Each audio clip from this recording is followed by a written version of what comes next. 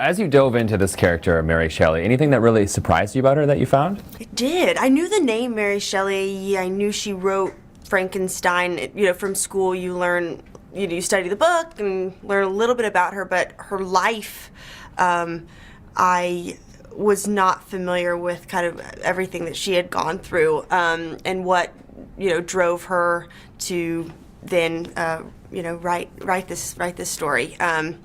And kind of the hidden meanings in the book of how she feels like she's actually the monster that she writes about, which I found really interesting. Of course, this story has lived on for so long, and she's wrote so long ago. Yeah. Why do you think that is? Why do you think we are here, how many years later, and when still Frankenstein is where it's at in pop culture and society?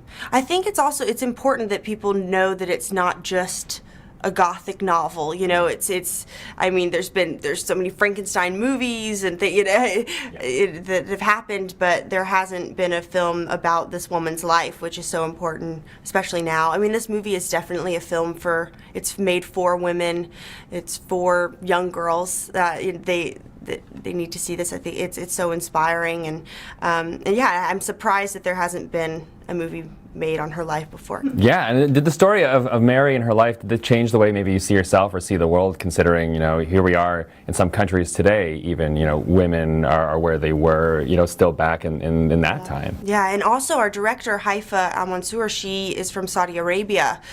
She's like the first Saudi Arabian filmmaker there, because women are not allowed to direct films in Saudi Arabia. So her film that she made, Wajda, she directed from a van, and she was not allowed on her own film set. And so when she came, I think she has a lot of parallels to Mary, feels really protective of Mary Shelley as a character, which she brought so much to the movie because of her background and what she's gone through. And when she came on the set of Mary Shelley for the first time, she started crying because she'd never been on her own film set before, because she was never allowed. So it was really powerful. Generally with these, I guess biopic type movies, some of these characters are still alive today. You can watch films, you can do some research. So is it a little challenging to play characters from so many years back, or is it maybe more freedom involved because no one really knows much about these people? Well, there are definitely some biographies written. I read a biography of Shelley's, and there's a lot of literature written about them.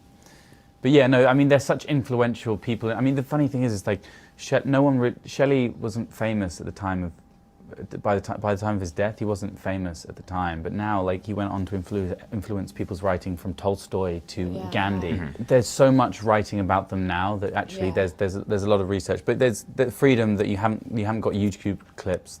You can kind of freedom to create your own character. And I think sometimes with period movies it can feel like there's kind of a barrier between you and it, that you feel kind of removed from it.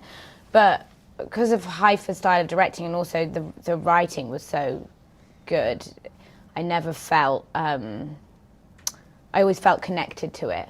I felt like I could sympathize and empathize with the characters, even though they'd lived 200 years ago. That's like two levels of good writing. It's like good writing of a movie about good writing. Yeah, it was really meta. Yeah, very meta. That's deep, you guys.